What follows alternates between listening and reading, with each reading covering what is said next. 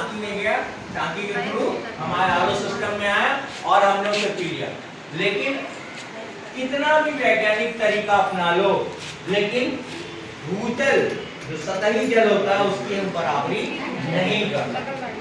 सतही जल एक प्राकृतिक औषधि की बात जो होता है उसको पीना, कहते हैं ना आजकल लोग जल्दी बुजुर्ग हो रहे हैं, 60 साल में घुटने काम करना बंद, 60 साल में पैरों में झुंझुनाहट, 40 साल में पैरों में झुंझुनाहट आने लगती है, बाल झड़ जाते हैं, असमय सफेद हो, मेरे तो नियति के कारण यानी बाल सफेद हो जाते हैं, 40 में लोग गंजे होना शुरू हो जाते हैं, महिलाएं भी गंजे होने शुरू हो गई हैं। तो उसका मूल कारण मालूम क्या है कि हम जो सतही जल है उसका उपयोग नहीं करते, हम इस जल को उपयोग करते हैं जो भूतल का जल है हम उसका उपयोग कर रहे हैं, उससे हमें पेट जनित बीमारियां और ढेर सारी स्किन डिसीज हो जाती हैं। और महिलाओं में एक बहुत तेजी से प्रचलित बीमारी है थायराइड।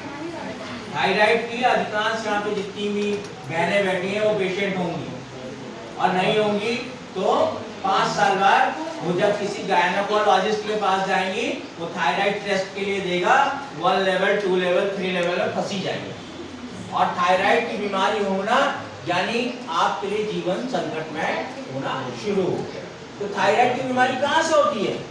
इस पानी से, जो हम सतही जल इस्तेमाल नहीं कर रहे हैं, हम भूमिगत जल का इस्तेमाल कर रहे हैं। तो हमें सतही जल पर निर्भर होना, तो सतही जल कहाँ मिलेगा?